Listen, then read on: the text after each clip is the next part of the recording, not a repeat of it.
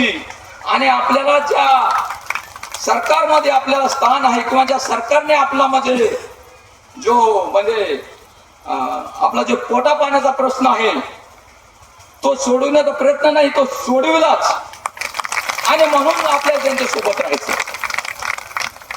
आणि म्हणून मी सांगितल्याप्रमाणे की 2014-19च्या मुख्यमंत्र्यापर्यंत आम्हाला आमिषच दाखवण्यात आली. आता 14ला जरी आपण गायरान हक्क परिषद घेतली, सरकार आलं, पण मी सांगितल्याप्रमाणे ते संपूर्ण सत्ता म्हणजे ती मित्र पक्षाची भाजपची होती म्हणून शिवसेनेला काही करता आले नाही. 19 ते 24चा जो कालखंड आहे हा वर्तमान माननीय उद्धव साहेबांना मी पत्र लिहिलं की साहेब हा प्रश्न फार जुना आहे, प्रलंबित आहे आणि म्हणून याला हात घालण्याचं काम तुम्ही करावं.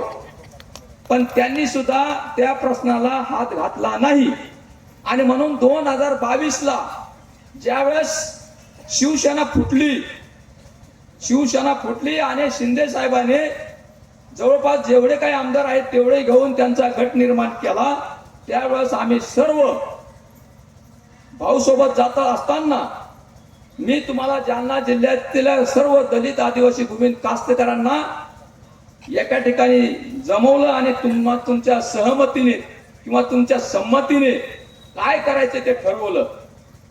आणि तुम्ही सगळ्यांनी संमती दिली की आपल्याला भाऊ सोबत जायचं, आपल्याला वर्तमान सरकारमध्ये जायचं.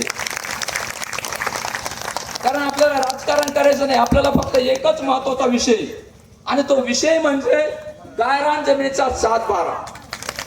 वेगळी भूमिका आहे का कोणाची? गायरान जमिनीचा 7/12 सगळ्याला मान्य आहे. आणि म्हणून गायरान जमिनीचा 7/12 घ्यायचा असेल तर आपल्याला भाऊ सोबत शिंदे सरकार सोबत आपल्याला जावं लागेल. आणि म्हणून आपण भाऊ सोबत शिंदे सरकारमध्ये सामील झालो. तेव्हापासून मग जो काही विषय होता तर विषय आपण आंदोलन त्या महाविकास आघाडी सरकार राज्यात स्थापन झालं 22 पर्यंत.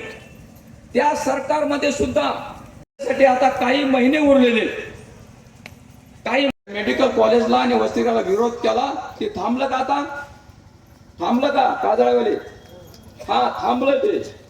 आणि म्हणून जुलमी राजवट होती आणि आम्ही जुलमी राजवट कशी काय राबवू देऊ? म्हणजे महाराष्ट्रात आमचं सरकार आणि प्रशासन आमचं आणि आमच्यावर तुम्ही अन्याय करता. त्या ठिकाणी पडीत जमिनी कसल्याही प्रकारचं कोणाचं अतिक्रमण नाही म्हणत असाल तर आम्ही ऐकणार आहोत का? आणि म्हणून त्या ठिकाणी